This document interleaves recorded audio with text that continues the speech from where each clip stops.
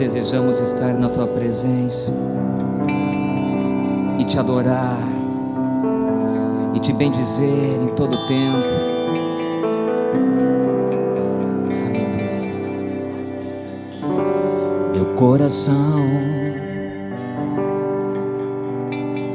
anseia estar em Tua presença, Te adorar e me prostrar, silenciar para Te ouvir.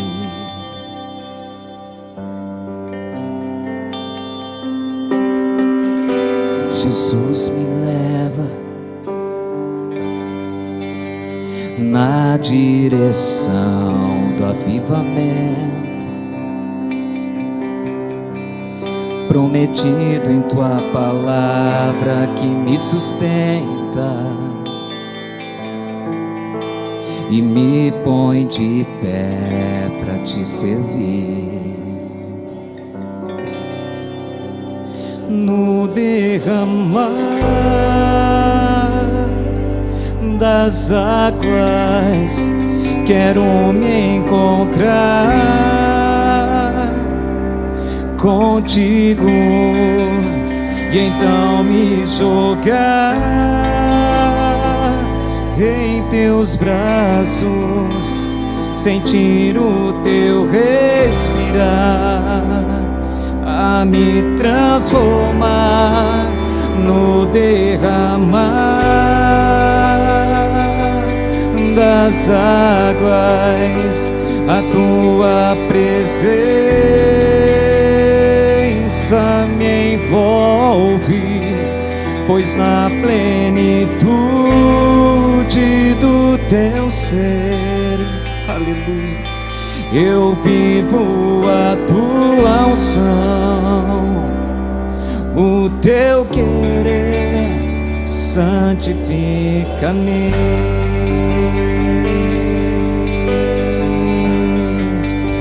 Santifica-me.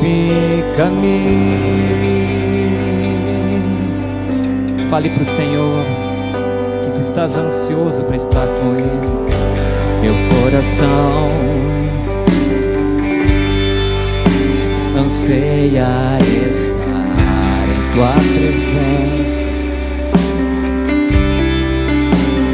Te adorar e me prostrar,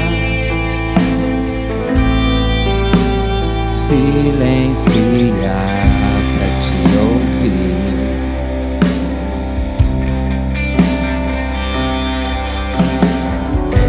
Jesus, me leva na direção do avivamento prometido em Tua palavra, que me sustenta e me põe de pé para Te servir. No derramar das águas quero me encontrar contigo e então me jogar em Teus braços, sentir o Teu respirar, a me transformar no derramar das águas. A Tua presença me envolve, pois na plenitude do Teu ser eu vivo a Tua unção, o Teu querer santifica-me.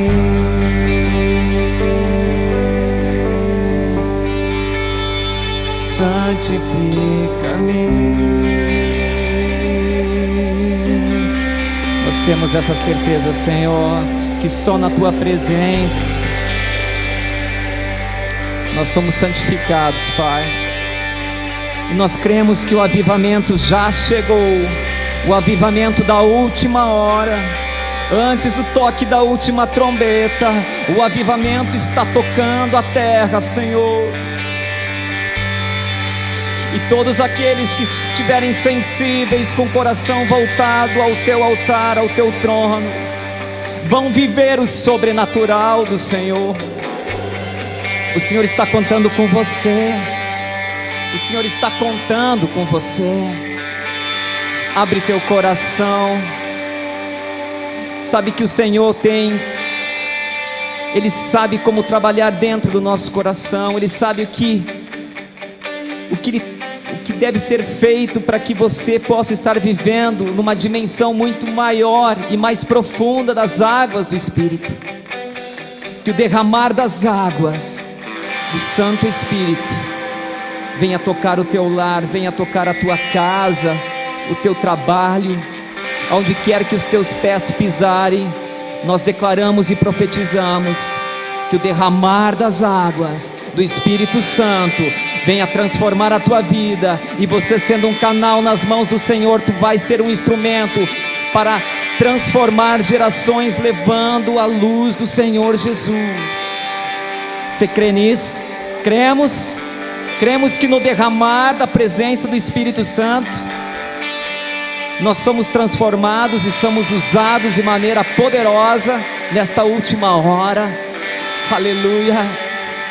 Oh Jesus, no derramar, diga, das águas, quero me encontrar contigo, e então me jogar em teus braços, sentir o teu respirar, a me transformar no derramar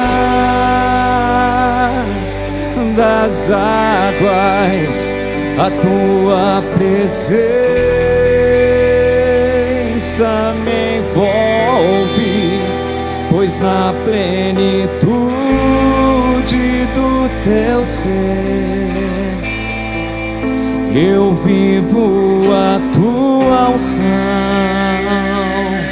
o teu querer santifica-me.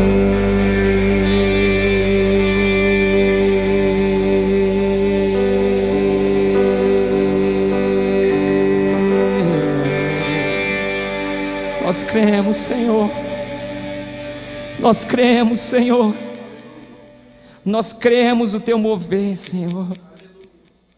Nós cremos, Senhor. Amém. Boa noite a todos. É um privilégio estar aqui novamente convosco neste culto derramar. Hoje nós definimos trazer para vocês algo que representa muito para a minha vida, que é um tema acerca da família e acerca até do próprio matrimônio. E eu creio que de coração para coração, para quem nos está assistindo, vai ser muito, eu não diria revelador, mas muito abençoador aquilo que nós vamos falar, porque nesse processo eu vou transferir para vós um pouco da experiência que o Senhor tem dado a mim, a minha própria vida, ao meu casamento e à minha família, e poder transferir isso como exemplo também para vocês, à luz da palavra de Deus em conjunto. Amém? Louvado seja o nome do Senhor Jesus. Vamos lá então. Quero começar em trazer para vocês uma história interessante que eu ouvi já há algum tempo atrás e agora relembrei recentemente lendo um livro acerca disso. Um certo homem percebeu que ele estava perdendo a memória lentamente. O médico tinha dito que a cirurgia que ele teria que fazer seria muito delicada. Se um nervo fosse lesado, que não poderia ser lesado nessa cirurgia, resultaria em a pessoa ficar com cegueira total. Então o médico se aventurou a perguntar: você prefere conservar a visão ou você prefere conservar sua memória? A resposta foi logo imediata: eu prefiro a visão, porque eu prefiro ver para onde eu estou indo, ao invés de eu ter que me lembrar onde eu já estive. Então, a realidade com essa introdução é nós concluirmos que não importa qual seja a história da sua família, do seu casamento, ou até de qualquer outro aspecto familiar até o presente momento, se as lembranças do seu passado não são tão boas quanto deveriam ser, eu tenho apenas uma recomendação a fazer: reestabeleça uma rotina diária. Você que é temente a Deus e você que está aprendendo a temer a Deus, a respeitar o Senhor, e porque o tem aceitado como seu único e suficiente Salvador, reestabeleça uma rotina diária de oração e adoração a Deus. Permita, vou repetir de novo, permita que a presença da glória de Deus possa se manifestar em seu casamento, sua família, e deixe que os milagres possam brotar naturalmente, de forma sobrenatural, através da sua vida, para com aqueles que o rodeiam mais de perto. Amém? O tema desta mensagem esta noite é demonstrando um espírito manso e tranquilo, abrindo um parênteses, no seu casamento, na sua família, na sua igreja. Amém? Tem um texto áureo que eu quero trazer para vocês, que é o texto áureo voltado para a ressurreição de Lázaro, que nós conhecemos muito bem. João capítulo 11, versículos 32, desde os versículos 28 a 44, e depois João capítulo 12, versículos 1 a 7. Vamos lá, vamos ler então rapidamente alguns versículos chaves.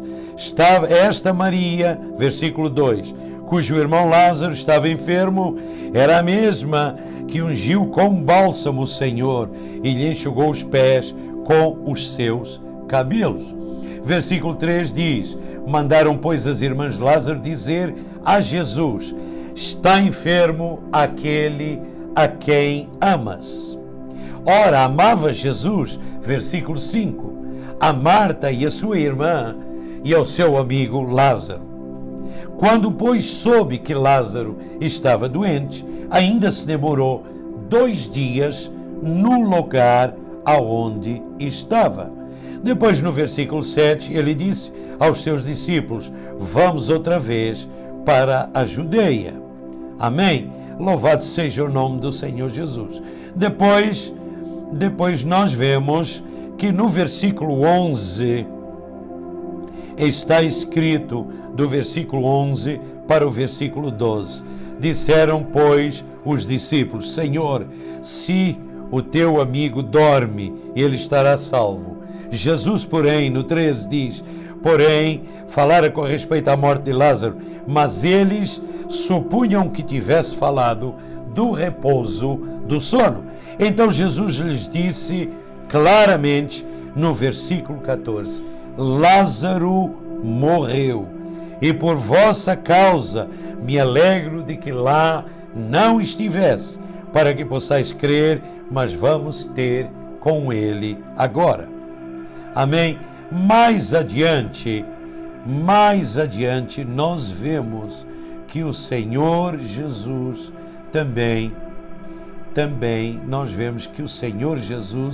também explica o porquê de tudo isso que nós acabamos de ler. Então vamos lá, meus queridos. A história da família de Marta e Maria parecia uma história perdida. Você vai ver o texto que vai aparecer de João, capítulos 11, versículos 28 a 44, para você ir lendo na íntegra enquanto eu vou falando lentamente. Um primeiro aspecto acerca dessa história é que é uma história de duas irmãs e um irmão muito amigos de Jesus. Esta história era uma história que parecia que era uma história perdida, sem final feliz. Lázaro havia morrido fazia 4 dias, não havia mais esperança. Jesus chega naquela casa e Maria se derrama em suas lágrimas em seus pés. No versículo 32, nós vemos isso. Depois nós vemos o quebrantamento do seu coração em oração, daquela mulher, de Maria, que de fato ela move o coração de Jesus pelo tipo de quebrantamento que ela está tendo. Ok, a seguir nós podemos também ver que a história daquela família foi reescrita pelo milagre que ia acontecer logo em seguida. Ok, no versículo 44 nós vemos que começa a estar registrado a ressurreição do seu amigo Lázaro. Maria adora Jesus e ela derramando aquele bálsamo em seus pés, aquele perfume caríssimo no lugar das lágrimas. Ela enche aquela casa com uma nova fragrância. Lemos isso no capítulo 12 de João. Assim, eu quero trazer a vocês esses highlights, esses pontos-chave, para você poder também crer em Deus dessa mesma forma e poder reescrever a história do seu matrimônio, da sua família e daqueles que o rodeiam. E não mais como uma história sem solução, mas uma história aonde, se você deixar Deus, se você deixar Jesus e a ação do Espírito Santo entrar nela, você consegue trazê-la a uma realidade do sobrenatural sobre a sua vida. Por quê? Porque existiu oração e existiu adoração. Amém? Marque essas duas chaves. Louvado seja o nome do Senhor.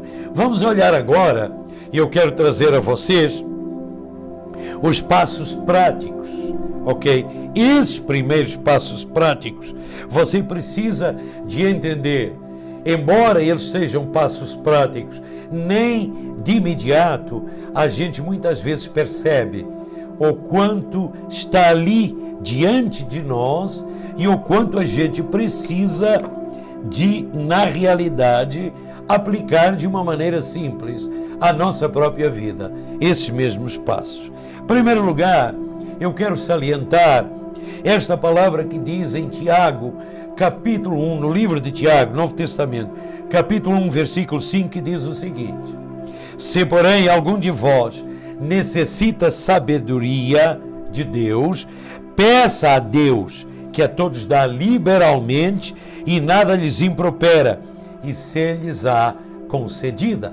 Ou seja, precisamos da sabedoria de Deus para dar esses próximos passos. São passos práticos. A vida tem me ensinado a exercitar esses passos. Quero trazer para vocês que não é difícil, apenas requer um pouco de persistência, um pouco de disciplina emocional, mental, e por que não dizer uma disciplina interior que você, com o Espírito Santo de Deus, vai conseguir desenvolver, assim como você desenvolve a sua fé, crendo nas coisas de Deus, na sua maravilhosa palavra, para ser uma fé operante em sua vida. Amém?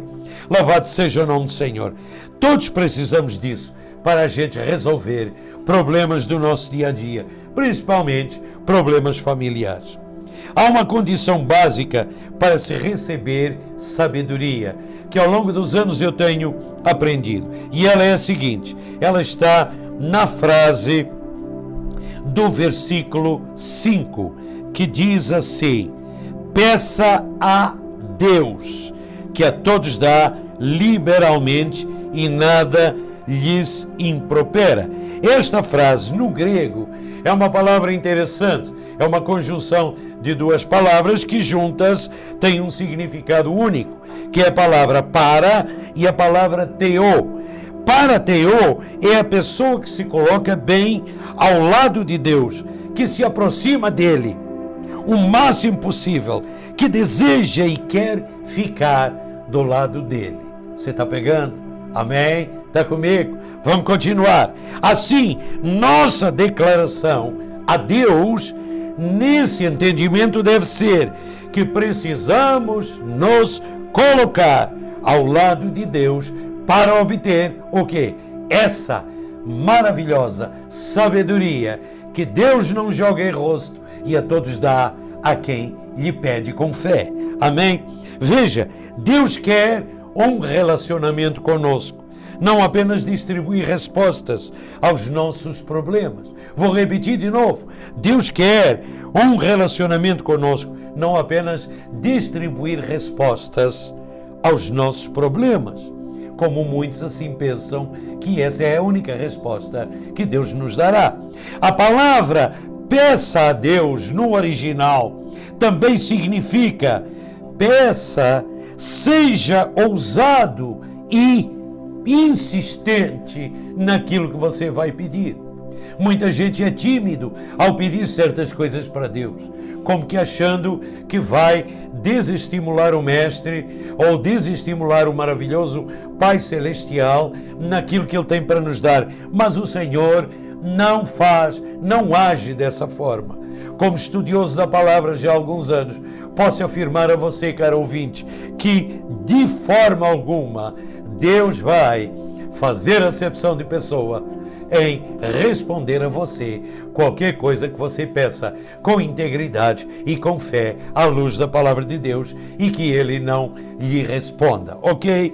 Então, em primeiro lugar, qual é a forma disso? Eu vejo dois pontos-chave. Primeiro dela, nós precisamos então compreender que precisamos nos colocar ao lado de Deus. Ou seja, o que é colocar ao lado de Deus? É nos aproximarmos o máximo possível de alguém. Quando você se aproxima do lado do seu cônjuge, bem do ladinho, ou você se aproxima dos seus filhos ou dos seus amigos mais íntimos, o que isso representa? Proximidade de relacionamento. Por que com Deus teria que ser diferente? Não faz sentido. Claro. Segundo aspecto então, se essa é uma maneira certa, uma condição certa, então precisamos entender que ao lado do Senhor podemos então, não é arriscar, podemos então dar outro passo, definitivo, podemos dar outro passo, fazer o nosso pedido. Amém? Louvado seja o nome do Senhor, o que representa abrir o nosso coração. Abrir o nosso coração do ladinho do Senhor, ok? E esperar que Ele possa, fazendo o nosso pedido, nos dar as respostas de que precisamos. Às vezes eu fico em silêncio depois de fazer um pedido ao Senhor e eu aguardo pacientemente até a voz no íntimo do seu Espírito na minha consciência me responder. Outras vezes eu leio a palavra e através de ler a própria palavra eu percebo que vem a resposta do Senhor. Amém? O Senhor é obrigado, queridos, e eu não estou acrescentando nada à palavra, mas o sentido original de Tiago capítulo 1, versículo 5 se você se coloca ao lado de Deus para pedir a sabedoria divina acerca de qualquer problema aqui na terra, o Senhor é, por assim dizer, obrigado a lhe dar a sabedoria dele, porque o próprio versículo diz que nada lhes impropera e se lhes há concedido. É o final do versículo 5. Amém, irmãos? O segundo aspecto é que nos aspectos relacionais, então, com o nosso cônjuge, com os nossos filhos, ok? Esposas para maridos e maridos para esposas e pais para filhos e filhos para pais. Vamos então agora abrir um pouquinho mais esse leque de compreensão. Você está comigo? Está sendo abençoado? Ok, se prepara agora para o que você vai ouvir. O segundo aspecto é o seguinte: vamos falar os aspectos agora relacionais de esposas para com os seus maridos. Amém? Aqui assim na tela você vai ver que vai aparecer 1 Pedro capítulo 3, versículo 1. Diz assim: mulheres, sede vós igualmente submissas a vosso próprio marido, para que se ainda ele não obedece à palavra, seja ganho sem palavra alguma por meio do procedimento de sua esposa. Essa palavra grega é uma palavra grega muito linda que define a palavra submissão. É a palavra grega hupotasso. Essa palavra grega pressupõe que Deus estabeleceu o marido como cabeça do lar e que a esposa deve ser respeitosamente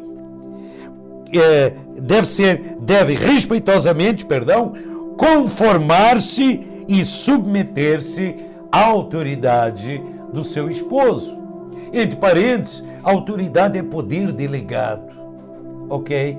Então, é uma autoridade suave, é uma autoridade onde o marido, com sabedoria, conduz sua esposa também para o seu comportamento do dia a dia e vice-versa. Mas neste caso, vamos em primeiro lugar e vamos dar primazia às esposas, de como as esposas devem fazer essa sintonia fina para com a ação, seu comportamento para os seus maridos.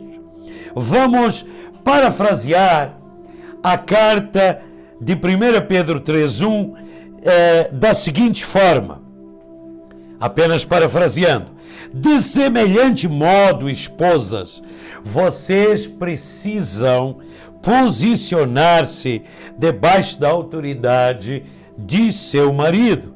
Essa é a ordem de Deus para o seu lar. Por isso, façam tudo que puderem para se tornarem ajudadoras do seu marido. Quando uma mulher sai do seu papel de apoio, querendo ser a autoridade e cabeça do marido, nós vemos isso muito acontecer aí em muito lar, ok? Repreendendo, corrigindo na frente dos outros, dos filhos, etc. Seus atos o levam a se afastar emocionalmente dela. E esses atos, querida irmã, querida esposa, vai fazer com que o seu esposo se afaste emocionalmente de você. A esposa, nós podemos entender isso. Esposa, Deus não a criou, permita eu falar desse jeito, com carinho e com amor. Esposa querida que está me ouvindo, Deus não criou você para assumir autoridade sobre seu marido. A Bíblia não diz isso. Você quer que o seu marido a ame mais realmente? Então, demonstre com maneiras o seu apoio com atitudes e atos, além do que você vai dizer com suas próprias palavras. Eu recomendo enfaticamente, este ano, no final de abril, eu completei 50 anos de casado. Fizemos uma festa entre os amigos, foi muito bonita e celebramos com as pessoas que a gente ama, tanto do ministério e aquelas que a gente conseguiu reunir. E eu recomendo enfaticamente isto que em parte eu também falei lá durante as nossas bodas de ouro. Louvado seja o Senhor, ao Senhor toda a honra e toda a glória de Ele ter concedido a mim e a minha esposa Mel esse tempo de vida juntos. Continuamos aprendendo um com o outro. Submeter voluntariamente, com uma atitude alegre e solidária.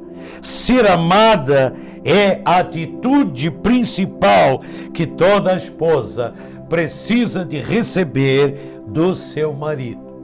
E eu tive que dizer ali abertamente para todos o quanto eu diariamente desejo, não só por ações, mas também por atitudes, expressar o quanto a minha esposa precisa de ouvir de mim, que eu amo a vida dessa minha companheira para servir ao Senhor aqui, cumprindo esta jornada aqui celestial, aqui nesta terra, levando o Evangelho para os outros assistirem. Amém?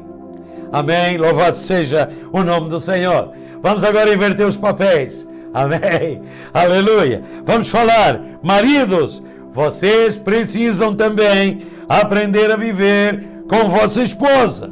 O que diz primeira carta a Pedro, capítulo 3, versículo 7. Mais uma vez, vai aparecer aí assim o versículo completo. Maridos, vós igualmente vivei a vida comum do lar, com discernimento e tendo consideração para com a vossa mulher, como parte mais frágil, tratai-a com dignidade, porque sois juntamente herdeiros da mesma graça da vida que herdastes no Senhor. Amém? Então, em primeiro lugar, essa palavra grega, sunoikos, que quer dizer viver, maridos, vós igualmente vivei a vida. Essa palavra sunoikos, a junção de sum com oikos, é viver, tem uma conotação de parceria, tem uma conotação de cooperação, tem uma conotação de compartilhar sua vida com ela. Então eu salientei 4 pontos principais nessa explicação. Primeira delas, é um desafio grande para nós maridos, a gente aprender a andar em parceria, em cooperação e em compartilhar nossa vida com ela no dia a dia. É ou não é?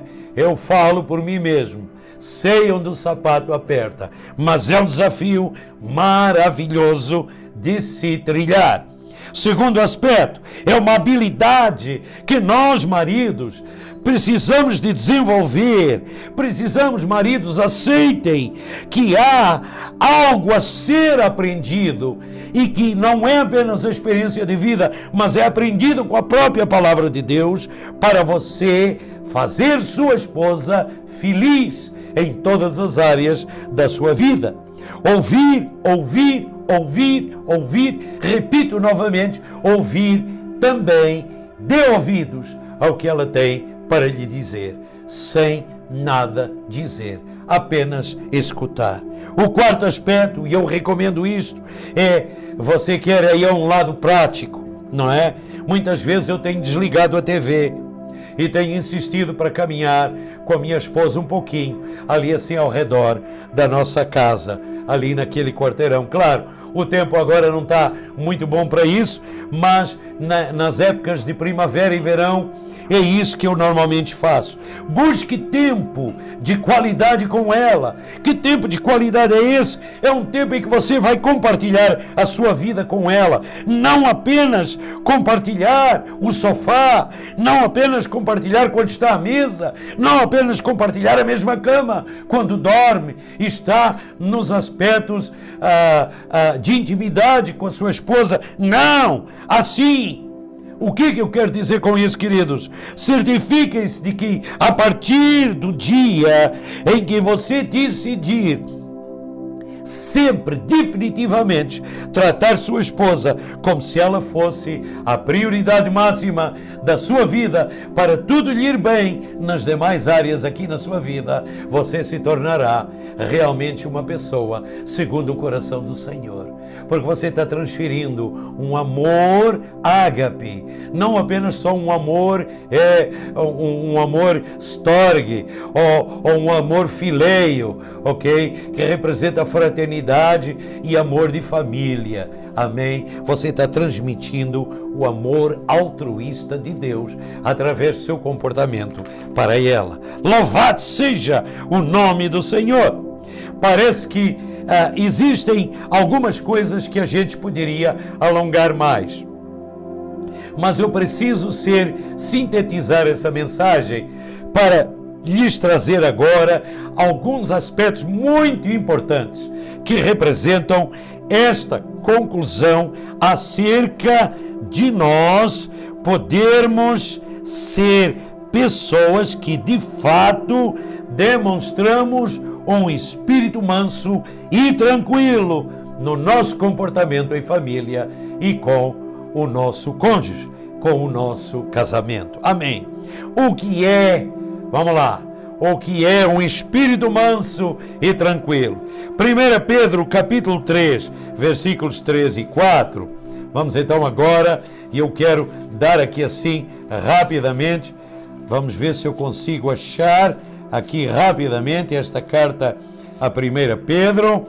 1 Pedro capítulo 3, versículos 3 e 4 diz assim, 1 Pedro capítulo 3, versículos 3 e 4. Vou ler o texto. Tá? Não seja o adorno da esposa o que é exterior, como frisado de cabelos, adereços de ouro, aparato de vestuário. Versículo 4. Seja, porém, o homem interior do coração unido ao incorruptível trajo de um espírito manso e tranquilo, que é de grande valor diante de Deus.